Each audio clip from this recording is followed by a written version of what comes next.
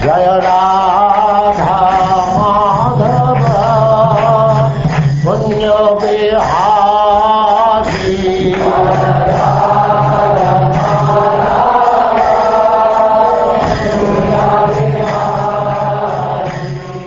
And now chapter 20, the dynasty of Puru.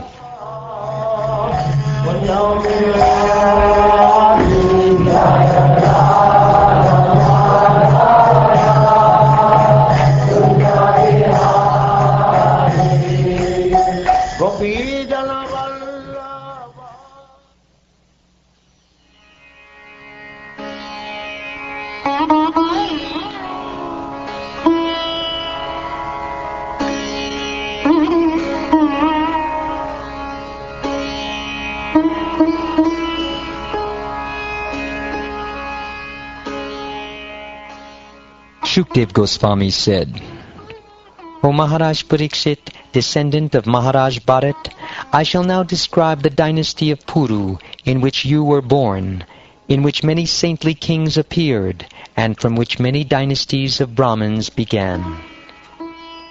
King Janamejaya was born in this dynasty of Puru. Janamejaya's son was Prachinvan, and his son was Pravira. Thereafter Pravira's son was Manusyu, and from Manusyu came the son named Charupad. The son of Charupad was Sudyu, and the son of Sudyu was Bahugaba. Bahugava's son was Samyati. From Samyati came a son named Ahamyati, from whom Rodrashva was born. Rodrashva had 10 sons named Riteyu, Kaksheyu, Standileyu, Kriteyuka, Jaleyu, Sanateyu, Dharmeyu, Satyeyu, Rateyu, and Vaneyu. Of these 10 sons, Vaneyu was the youngest. As the 10 senses, which are products of the universal life, act under the control of life, these 10 sons of Rodrashva acted under Rodrashva's full control. All of them were born of the Apsara named Gritachi. Riteyu had a son named Rantinava, who had 3 sons named Sumati, Dhruva, and Apratirata. Apratirata had only 1 son, whose name was Kanva. The son of Kanva was Medhatiti, whose sons, all Brahmins, were headed by Praskana. The son of Rantinava, named Sumati, had a son named Rebi. Maharaj Dushmanta is well known as the son of Rebi.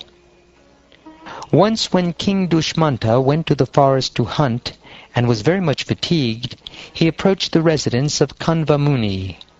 There he saw a most beautiful woman, who looked exactly like the goddess of fortune, and who sat there illuminating the entire ashram by her effulgence. The king was naturally attracted by her beauty, and therefore he approached her, accompanied by some of his soldiers, and spoke to her. Seeing the beautiful woman, the king was very much enlivened, and the fatigue of his hunting excursion was relieved. He was, of course, very much attracted because of lusty desires, and thus he inquired from her as follows, in a joking mood. O beautiful lotus-eyed woman, who are you?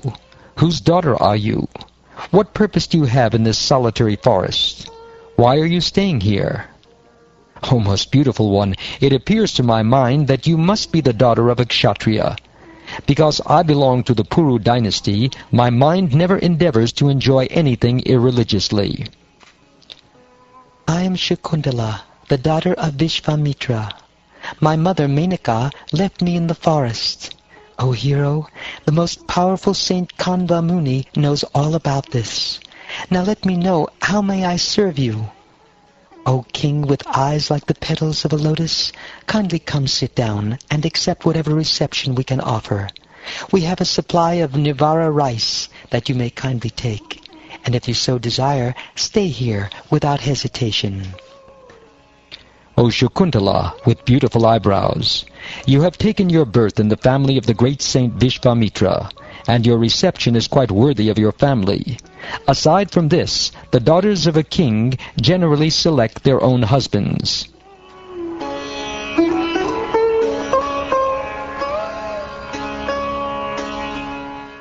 When Shakuntala responded to Maharaj Dushmanta's proposal with silence, the agreement was complete. Then the king, who knew the laws of marriage, immediately married her by chanting the Vedic pranava or Omkar in accordance with the marriage ceremony as performed among the Gandharvas. King Dushmanta, who never discharged semen without a result, placed his semen at night in the womb of his queen Shakuntala, and in the morning he returned to his palace. Thereafter, in due course of time, Shakuntala gave birth to a son. In the forest, Kanva Muni performed all the ritualistic ceremonies concerning the newborn child. Later, the boy became so powerful that he would capture a lion and play with it.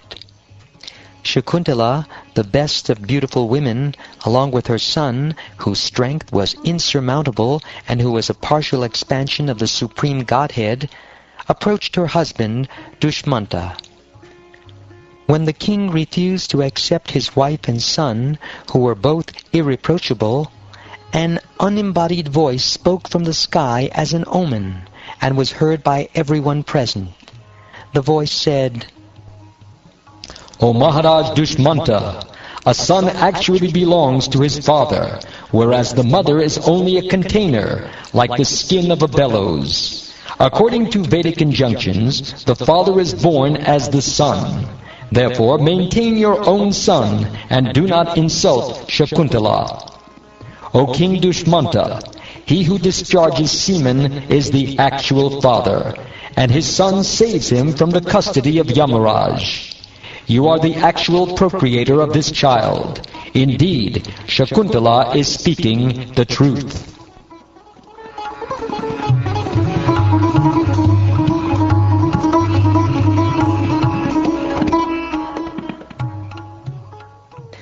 When Maharaj Dushmanta passed away from this earth, his son became the emperor of the world, the proprietor of the 7 islands. He is referred to as a partial representation of the Supreme Personality of Godhead in this world. Maharaj Bharat, the son of Dushmanta, had the mark of Lord Krishna's disc on the palm of his right hand, and he had the mark of a lotus whorl on the soles of his feet.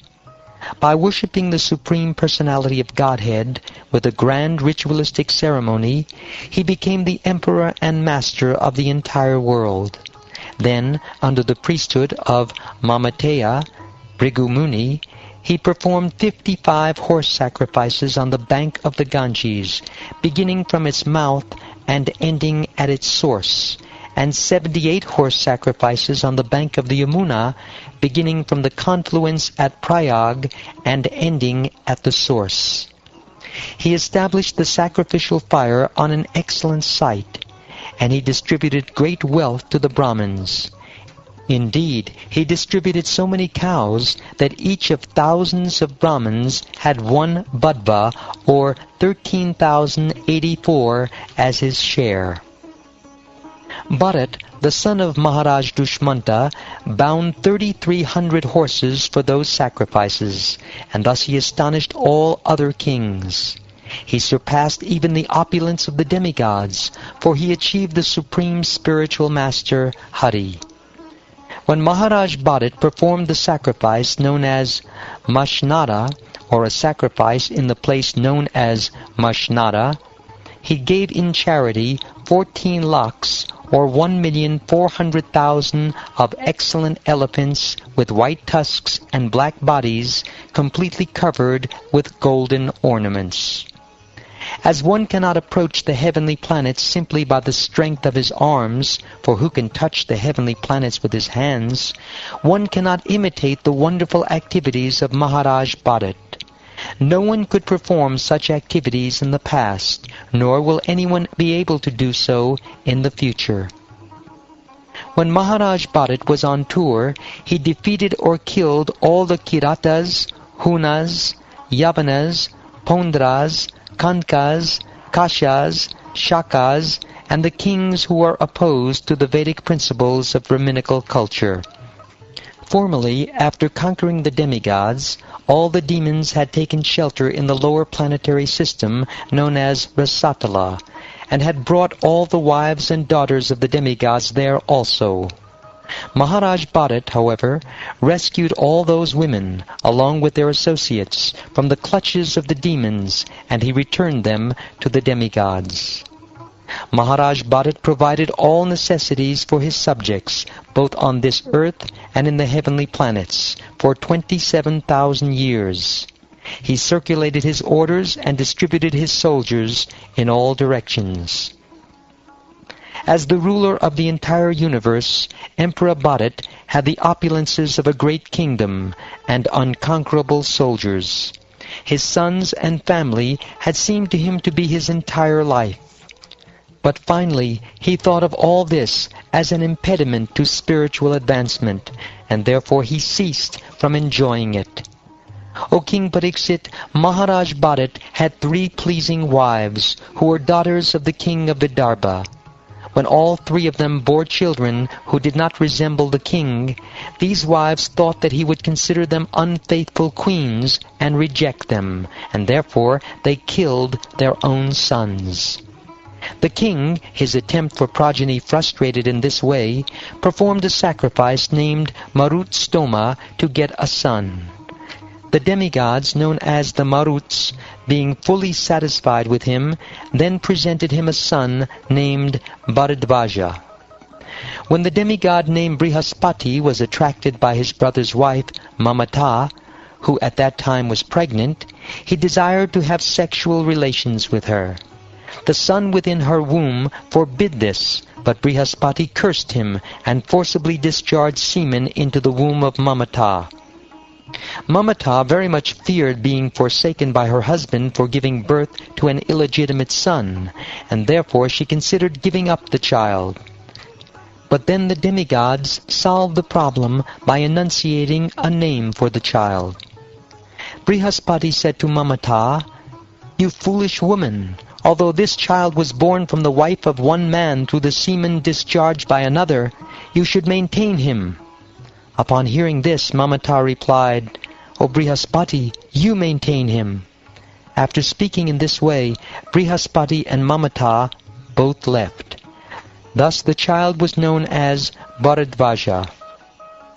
Although encouraged by the demigods to maintain the child, Mamata considered him useless because of his illicit birth, and therefore she left him. Consequently, the demigods known as the Maruts maintained the child, and when Maharaj Bharat was disappointed for want of a child, this child was given to him as his son.